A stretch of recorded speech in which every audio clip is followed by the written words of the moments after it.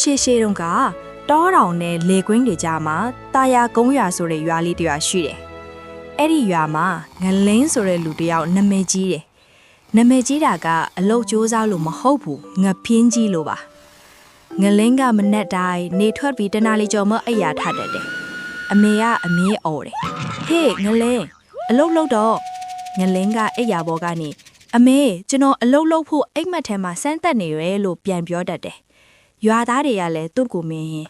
အိတ်တက်တဲ့အမှုပညာရှင်လာပြီလို့ဟာသားလုပ်ကြတယ်။အလိုက်မသိတဲ့ကြက်။ဒီနေ့မှအမေကစိတ်ဆိုးပြီးပြောလိုက်တယ်။မင်းဒီလိုပဲနေရင်မနဲ့တိုင်းကြက်မအော်ရင်တော့မထတော့ဘူး။ကြက်ကိုသွားရောင်းလိုက်။ငလင်းကကြက်ကိုဈေးလေးယူသွားတယ်။ဒါပေမဲ့ရောင်းမဲ့အစားသူကစိတ်ကူးတစ်ခုထွက်လာတယ်။ကြက်မအော်ရင်ကမထရဘူး။ဒါဆိုကြက်မရှိရင်ပို့အဆင်ပြေမယ်။ဒါနဲ့ကြက်ကိုမယောင်းပဲတောထဲမှာလွတ်ပလိုက်တယ်။နောက်နေ့မနက်မှာ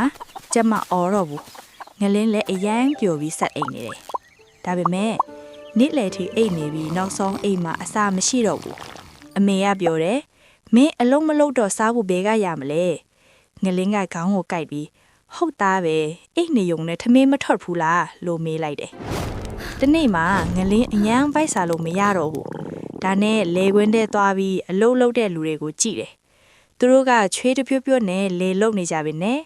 နောက်ဆုံးမှာတော့ထမင်းစားရတယ်။မိသားစုလည်းပျော်ရွှင်တယ်။အဲ့ဒီအချိန်မှာငလင်းသဘောပေါက်လာတယ်။ငါအိတ်နေတာပဲအားထားရင်ဘာမှမရဘူးဆိုတာကို။နောက်နေ့တဆပြီးငလင်းကမနဲ့စောစောထလာတယ်။ပထမနေ့မှာတော့အလုတ်လုတ်ရင်အိတ်တာကပိုလွယ်တယ်နော်လို့ညင်းနေတယ်။ဒါပေမဲ့တဖြည်းဖြည်းနဲ့အလုတ်လုတ်ရတာအကျိုးရှိတယ်ဆိုတာသိလာတယ်။နောက်ဆုံးမှာတော့သူဟာအလုတ်ကျုံးစားတဲ့လူတစ်ယောက်ဖြစ်လာတယ်။ရွာသားတွေကလည်းငပြင်းကြီးကလူကောင်းဖြစ်လာပြီလို့ချီးကျူးကြတယ်။ဒီပုံမီလက်သင်ခန်းစာကတော့အလုတ်မလုတ်ဖဲအကျိုးမရနိုင်ဘူး။အတူလန်းရှာပြီးလွယ်လွယ်နဲ့အောင်မြင်ကျင်တာဟာမဖြစ်နိုင်ဘူး။ပြင်းရည်မှုကယာယီပြောစရာပေးပေမဲ့အနာဂတ်ကိုပျက်စီးစေတတ်တယ်။